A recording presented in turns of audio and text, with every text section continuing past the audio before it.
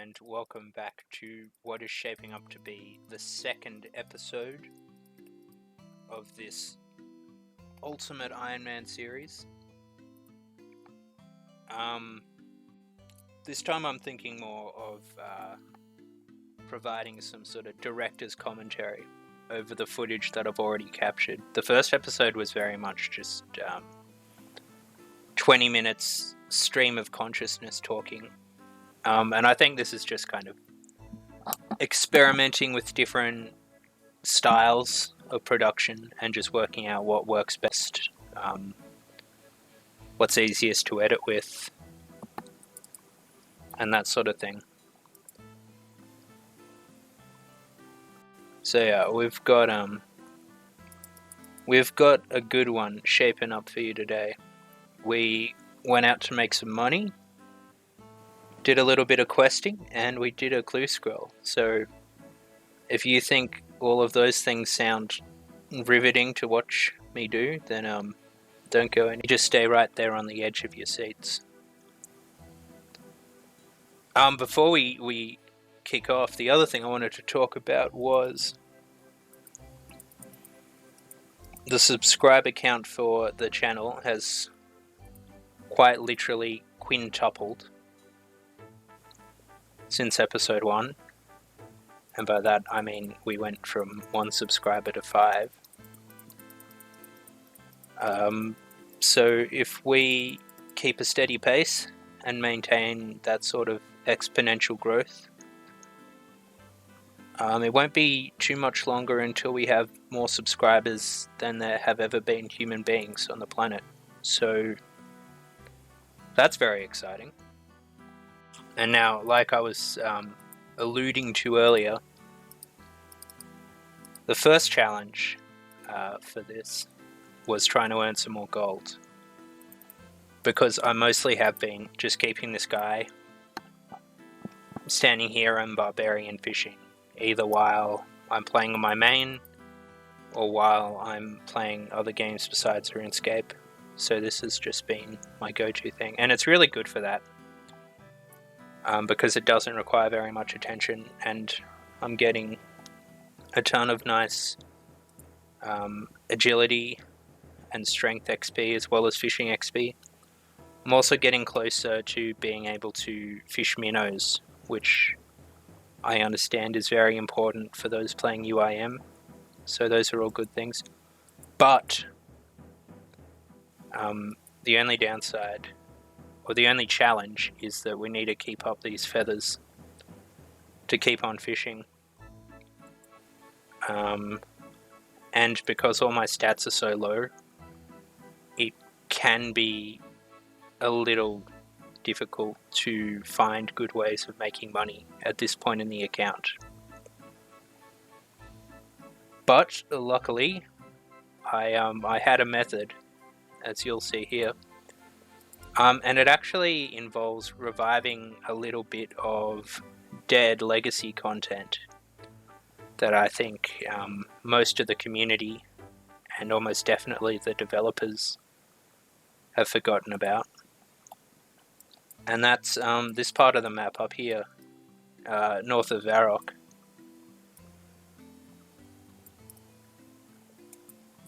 It turns out that there's actually quite a few valuable items ripe for the picking all over the wilderness. And when you don't have all that many money-making methods available to you, it seems like a reasonable strategy to go out there and do some looting. And in particular, I'm interested in the steel plate bodies that spawn around the lava maze. Going to be talking about that. And so this first saga is going to be going out to try to earn some more coin.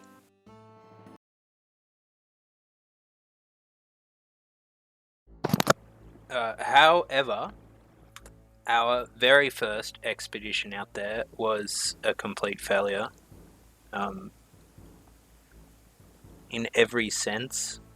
didn't even have a chance to get PK'd. I have just forgotten how much damage you can take from all of the low-level monsters, like the hill giants and the hobgoblins. So I didn't take any food with me, which was a massive oversight, as you'll soon see. Maybe as a consequence of playing on an account with 99 hit points, 99 defense for too long. But I just got completely smacked up and had to run back to safety with my tail between my legs. So, we will call that the practice run.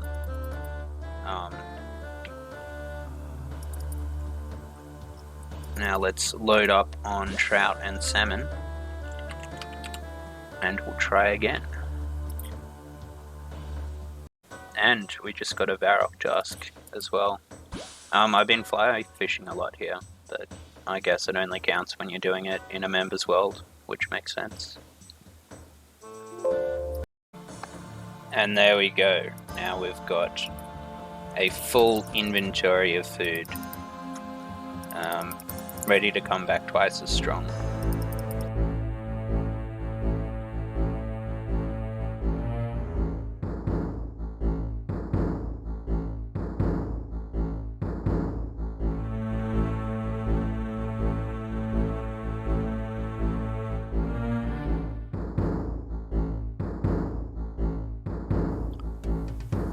So the second trip out was much more successful. We made it all the way to the lava maze without any further dramas.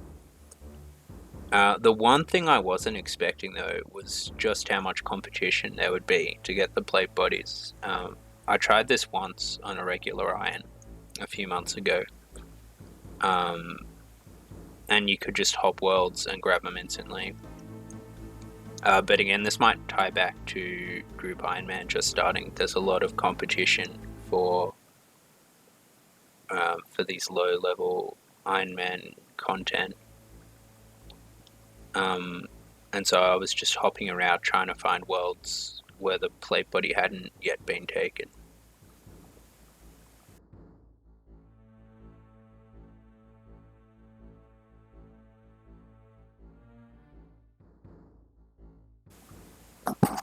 And then, out of nowhere, while I was minding my own business, some kid tried to take a swing at the champ. I thought about turning it because he was only 3 times my level, but in the end I managed to scare him off. I decided to be the bigger man and let him go.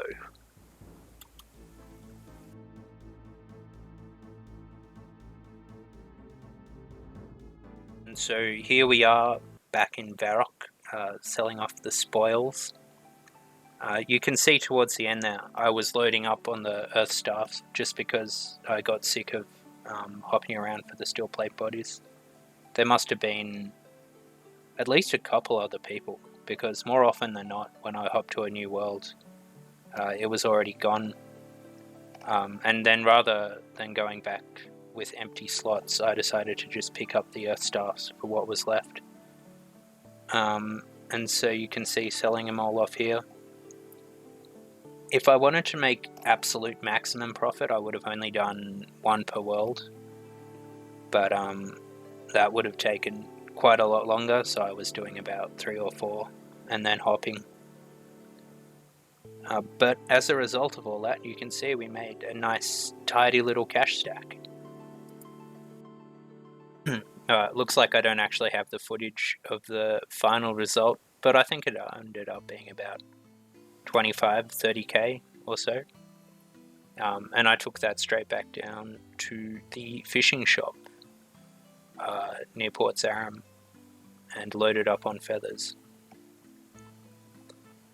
Now, this next part of the video is going to be some quest content.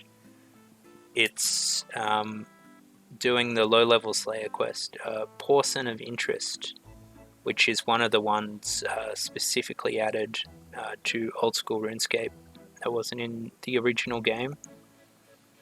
I still think of it as a relatively recent quest, even though it's been quite a few months since it came out. But it seemed like a good way to get some early game Slayer XP,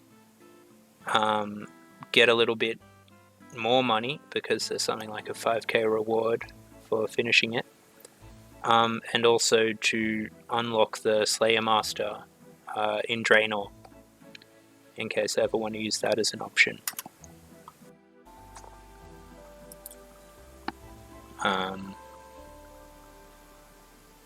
I think talk to Spirit or you read a notice board or something. I'm also doing all of this without, part of the fun, I think, maybe, is doing this without using guides wherever possible, or using, I've seen the plugin, it basically just gives you like a waypoint for where to go, highlights the NPCs you need to talk to, tells you which dialogue options. Like, it's incredibly OP. Not against it. I can fully understand if you play a hardcore or something and you've done the same quests 10, 20, 30 times, why you wouldn't want to be doing it again. Or why you'd want to make doing it again as brainless. How do you even start this thing? You'd think that a notice board would be in like the public square, and it is there.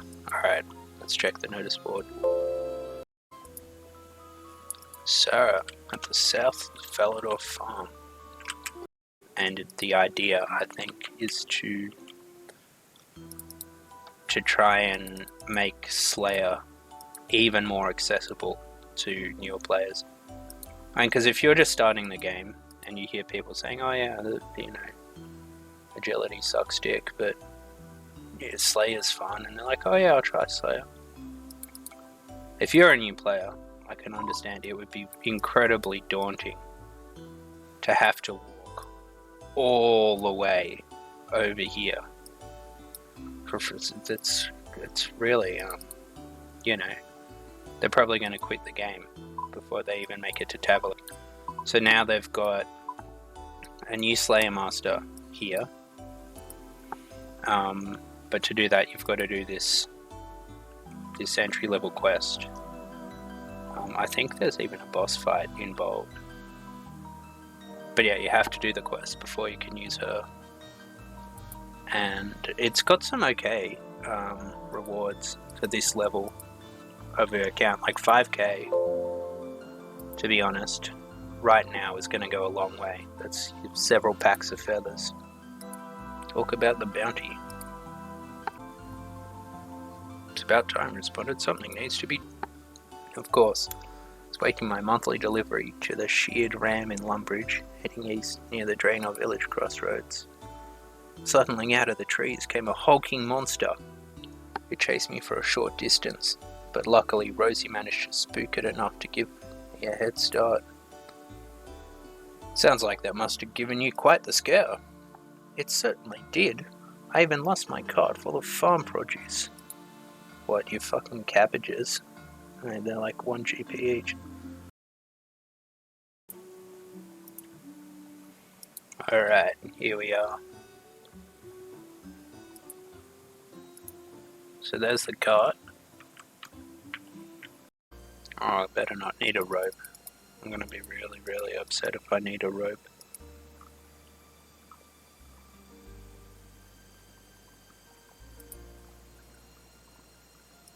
Need to tie something on the edge.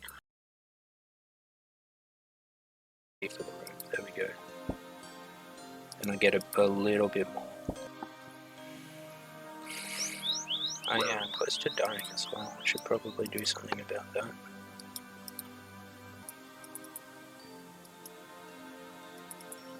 Stinky Boy 360. Now there's a name. But, now it sort of makes sense. That's my best friend. Giving me a little love tap, as is our tradition. Shit, I could drop the barbarian fishing rod now, because you can just grab them as many as you want for free. Ned, give us a rope, please. Oh, you can just buy him now. It's 18 coins? Lucky I got extra. I thought it was less than that. I remember, back in my day, you had to talk to him through dialogue options. You couldn't just trade him like that. God, it was only up here as well. If I had my money on me the whole time, instead of going on that fun side quest. Here it is. Let's enter the beast's den.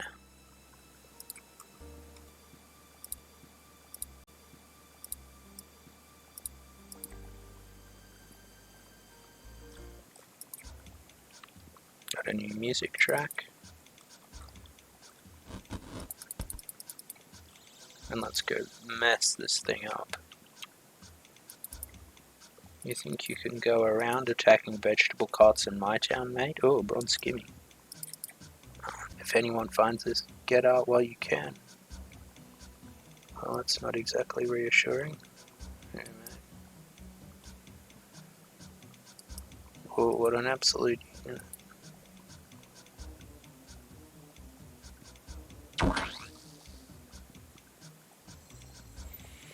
Yep, that's their fun little quirk, is that they spit acid in your face. And so you need to wear goggles, a lot like you had to wear masks for, or earmuffs, to kill banshees or something like that. You gotta wear goggles to fight these.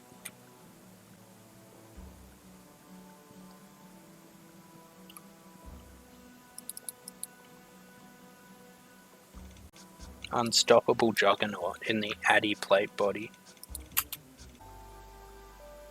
In the case of a sourhog, you'll be needing these. Pair of goggles. So, if I do actually have to fight a level 38, I want some food. Yeah, I mean, if I was some sort of loser, I guess I could save spot it or flinch it or something. So you gotta face everything head on.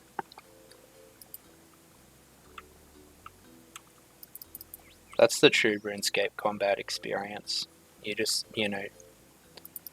no safe spotting, no flinching. You just smack them and they smack you.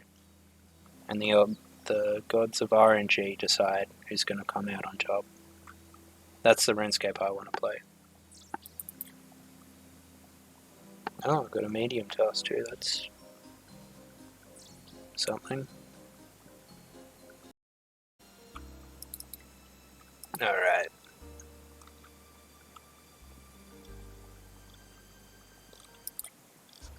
Looks like we're having some pork, boys.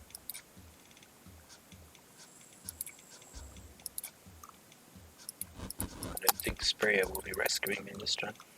Why didn't she just kill this thing while she was here? You know? She fancies herself a Slayer expert. Here we go. This is it. This is the RuneScape boss fight experience. No prayer switching. Whoa, shit. Maybe I will die. And speaking of prayers.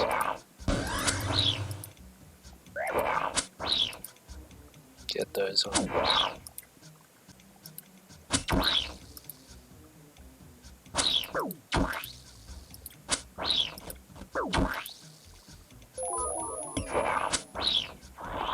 There we go. The mighty beast has fallen. Or we take a grisly souvenir.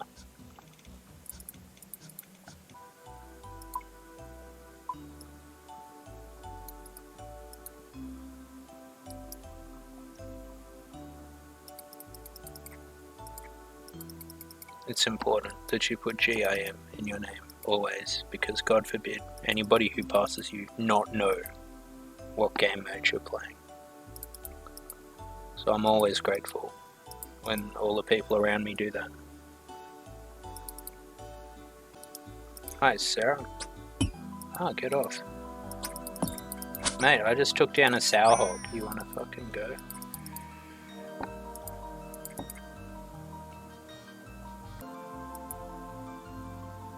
Here's your reward. Pouch of 5k coins. Maybe I should speak with Spria, tell her the monster's been dealt with. Why? I've got the money. I guess she did save my life. Hey, Spria. I fucked up that pig.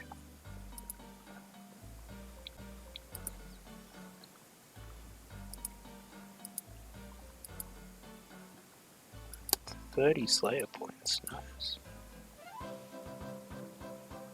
I guess I'm gonna just have to drop the goggles.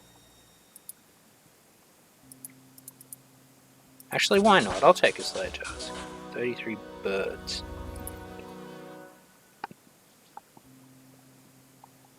Yeah, got any tips? How do you kill birds? Oh, thank you, Spria. Watch out for the beaks. That's basically just telling you to get good in and Slayer, which is pretty cool. And yeah, I can put my wizard's hat back on for the fashionscape.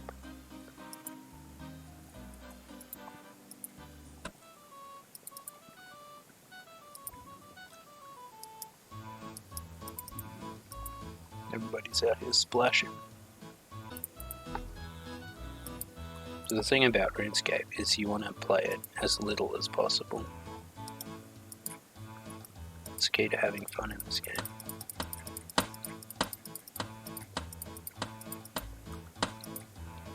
You know, this must be what a down jacket feels like, because I am just all full of feathers.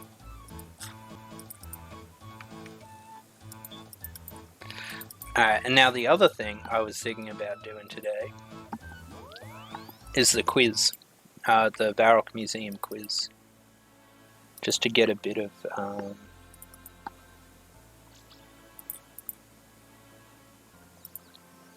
we got those Slayer levels from the quest, but also just to get another cheeky little boost to Slayer and Hunter.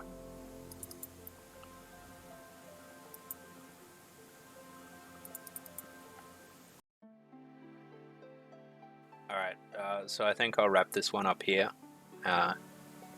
Keep everybody guessing, keep them titillated for what happens with the Baroque Museum quiz.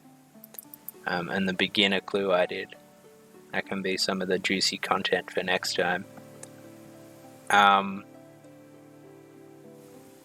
apologies for the very choppy editing in this one. That was my attempt to kind of whittle down all of these longer clips we have. I'm still very much riding that learning curve in terms of figuring out production stuff. I also realized too late that I have the stupid RuneLight idle ping for my other account going off every few minutes, which was really messing with the audio. But anyway, we live and we learn. So thanks for watching, and I'll see all of you hopefully in the next episode.